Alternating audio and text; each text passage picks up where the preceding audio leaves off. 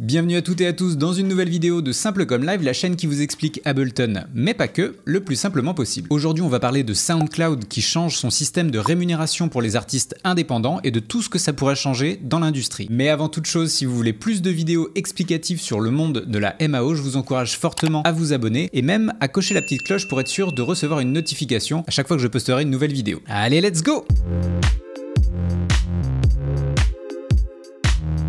Alors ce que je vous propose dans un premier temps, c'est de vous exposer comment les choses fonctionnent à l'heure actuelle dans le modèle économique de toutes les plateformes de streaming. Cette façon de faire, on appelle ça le modèle market-centric. Market-centric, ça veut dire que tout le modèle est centré autour des résultats globaux du marché, et ce que veut tenter SoundCloud, c'est un autre modèle qui lui s'appelle user-centric. Concrètement, qu'est-ce que ça veut dire? Comme vous pouvez le voir sur le graphique que je suis en train de vous afficher à l'écran, la méthode actuelle, c'est ce que vous voyez sur la gauche, c'est-à-dire que sur n'importe quelle plateforme de streaming, vous allez avoir une offre gratuite et une offre payante. L'offre gratuite permet d'écouter toute la musique qu'on veut, mais en contrepartie, on doit se taper des pubs toutes les 15 ou 30 minutes. Ces pubs génèrent de l'argent et cet argent va dans un pot commun.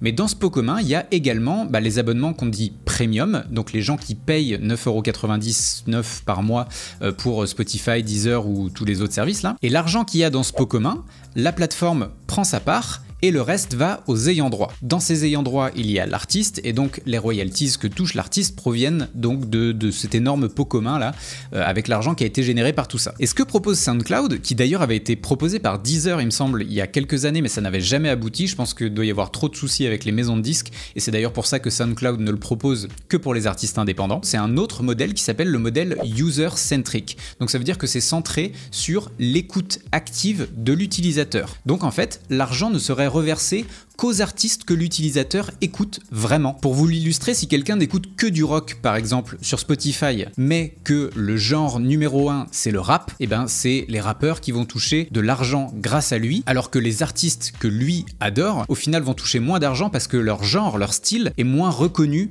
ou moins à la mode à l'heure actuelle. Ce que dit SoundCloud, c'est nous on veut que les artistes qui ont une vraie fanbase avec des gens qui les écoutent régulièrement de manière active, on veut que ces artistes là soient récompensés. Donc voilà en gros pour la surface du sujet, parce que vous allez voir que du coup ça pose plein de questions sur l'utilisation actuelle du modèle, ça pose plein de questions sur qu'est-ce que ça pourrait donner, et c'est pour ça d'ailleurs qu'il y a une étude qui a été faite par le Centre National de la Musique, et c'est d'ailleurs une étude sur laquelle je me base pour faire cette vidéo, parce qu'il y a énormément de chiffres dedans. J'ai pas tout lu, mais j'ai lu assez pour me sentir assez en confiance pour vous retranscrire les chiffres qui ont été évoqués à l'intérieur, et je vous mettrai de toute façon un lien vers la version complète dans la description, comme ça si vous avez envie de le lire, vous pourrez tout à fait le faire. Donc quand on entend l'effet d'annonce de SoundCloud, on se dit pouah, mais c'est génial, SoundCloud c'est le futur, on voit qu'ils veulent remettre les artistes sur le devant de la scène. Oui, mais il y a des conditions. Dans un premier temps, il va falloir avoir un compte artiste chez SoundCloud, évidemment, mais un compte payant. Donc c'est-à-dire qu'il va falloir utiliser un de leurs services, à savoir soit SoundCloud Riposte, soit SoundCloud Premier, ou alors Riposte Select. Donc autant vous dire que déjà ça va pas concerner tout le monde, et comme je vous le disais, il faut absolument que ce soit des artistes indépendants, donc tous ceux qui sont signés chez des labels ou des maisons de disques, on oublie. Ce qui fait que sur les 30 millions d'artistes actuellement inscrits sur SoundCloud, ça ne concernerait à l'heure actuelle que 100 000 artistes. Donc c'est pas non plus la révolution totale. Alors attention, à titre personnel, moi je trouve l'initiative géniale, surtout pour ce que ça pourrait engendrer dans les fonctionnements du marché à l'avenir. Donc plutôt qu'on ait que les gens qui font des millions et des millions de vues, et donc qu'on très souvent des maisons de disques qui sont derrière pour promouvoir du contenu, et donc au final ça fait un espèce de cercle qui n'est jamais vraiment vertueux pour les artistes qui se lancent, parce qu'ils ont vachement de mal à générer des vues, étant donné que le marché est cannibalisé par les professionnels tout simplement. En plus de ça, on a des playlists qui sont gérées par algorithme sur Spotify, je prends par exemple,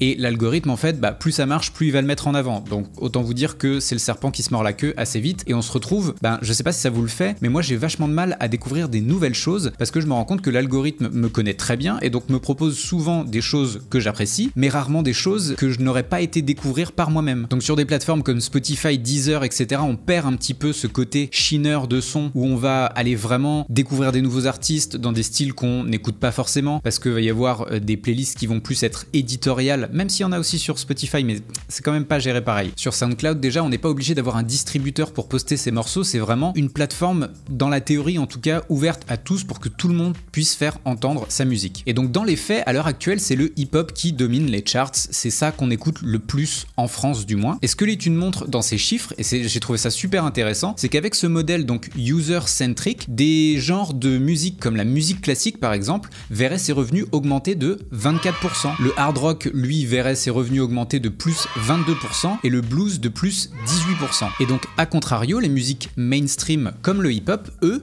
perdrait 21% de revenus. Donc en gros, ils sont en train d'essayer de proposer un modèle qui va essayer de trouver un équilibre plus juste pour tous les styles de musique et que tout le monde s'y retrouve et pas simplement ceux qui trustent les premières places. Ce modèle aurait également un aspect positif sur les back catalogues des artistes, puisqu'aujourd'hui on sait qu'on vit un petit peu dans l'urgence et dans la nouveauté constante, et il y a assez peu de gens au final qui découvrent un artiste par leurs anciens morceaux. C'est toujours le nouveau single et après on va s'intéresser à ce qu'ils ont fait avant. Mais les gens qui connaissaient déjà cet artiste et qui adore cet album de 2005 et qu'il l'écoute non-stop, etc. Eh bien cet album-là, étant donné qu'il est moins mis en avant que les autres, il génère moins d'argent à l'heure actuelle. Après, ce que montre cette étude aussi, c'est que dans la réalité du marché, il y a un nombre limité de gens qui payent un service premium, et donc l'argent ne serait pas infini, ce serait pas une augmentation automatique pour tout le monde partout. Ils ont calculé que ça servirait aux 10 000 premiers artistes les plus écoutés, et qu'ensuite la modification, on va dire, de revenus à la hausse, ça équivaudrait quelques euros, pas plus. À titre personnel, je trouve que c'est un pas dans la bonne direction,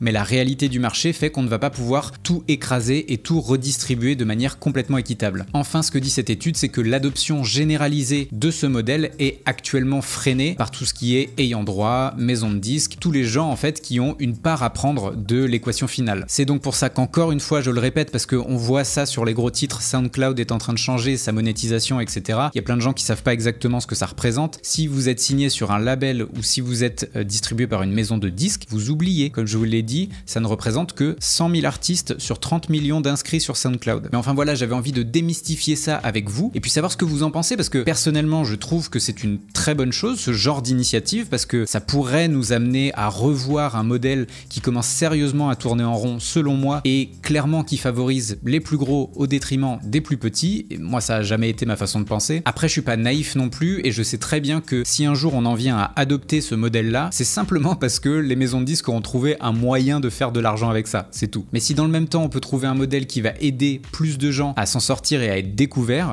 moi je suis pour. Donc voilà pour cette vidéo, un petit peu décryptage de l'info. D'ailleurs n'hésitez pas à me dire en commentaire ce que vous en pensez vous, personnellement, de ce modèle. Ce serait vraiment intéressant d'en débattre, alors bien évidemment toujours dans la courtoisie et la bienveillance, mais j'ai hâte de voir ce que vous en pensez, et surtout des gens qui feraient du rap par exemple, qui voient ce potentiel de baisse de revenus de quasiment 20%. Qu'est-ce que vous en pensez aussi, et est-ce que vous seriez prêt à laisser une part de votre gâteau pour les autres styles au final? C'est vraiment c'est des discussions qui sont toujours hyper intéressantes à avoir. En tous les cas, si vous avez apprécié la vidéo, n'hésitez pas à lâcher votre plus beau pouce bleu, et puis partagez-la aux gens que vous connaissez, qui pouvaient se poser la question ou qui font de la musique. Ce serait intéressant que l'info circule et surtout que les gens comprennent l'info et ne lisent pas qu'un titre. Donc voilà, j'espère que ce format vous aura plu. C'est un truc un petit peu différent d'habitude, mais je vous l'avais dit, je vais tester pas mal de trucs. Moi en tous les cas, je vous fais des gros bisous et je vous dis à plus, ciao ciao.